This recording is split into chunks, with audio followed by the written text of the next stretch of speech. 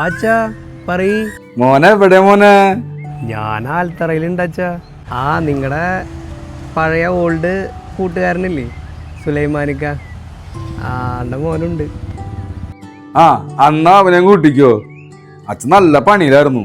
നല്ല മത്തിക്കറി ഉണ്ട്, മത്തി വറുത്തതും ഉണ്ട്. മക്കള് വായോ, നമുക്ക് ഒന്നിച്ചിരുന്ന് കഴിക്കാം. അമ്പോ, അങ്ങനെയാണെങ്കിൽ അതും കഴിച്ചിട്ട് നമുക്കൊരു സിനിമയ്ക്ക് പോയാലോ? സിനിമയ്ക്കാ?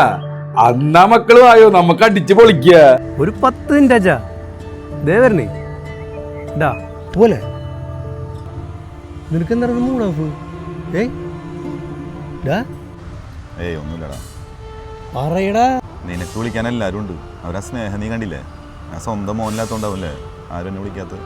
നീ നിന്റെ അച്ഛനും അമ്മേനെ കുറിച്ചിട്ട് നീ അങ്ങനെ കരുതിയിരിക്കണേ?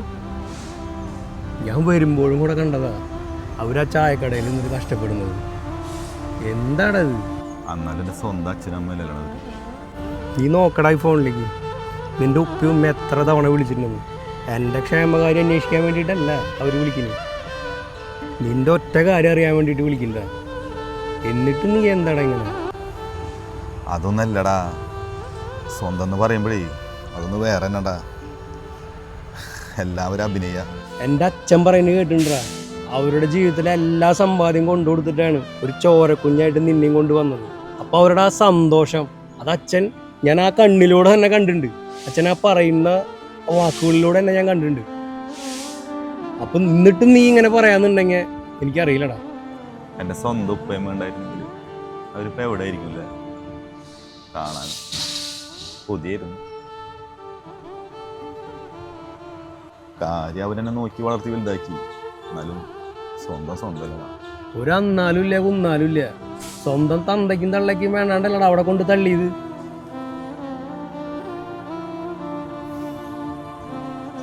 ഒരായുസ് മുഴുവൻ നിനക്ക് വേണ്ടി മാറ്റി വെച്ച അവരിപ്പോ നിന്റെ വളർത്തച്ഛനും വളർത്തമ്മില്ലേ. സന്തോഷടാ, ഇങ്ങനെ തന്നെ എപ്പോഴും വേണണ്ടാ. എന്നും ആ ദേ നോക്ക്, കറക്റ്റ് നിന്റെ വാപ്പയെ വിളിക്കുന്നു. കണ്ണു തുറന്ന് നോക്ക്. എന്റെ ക്ഷേമം അന്വേഷിക്കാൻ വേണ്ടിയിട്ട് എല്ലാവരും വിളിക്കണേ. പിടിക്ക്, നീ സംസാരിക്കടാ.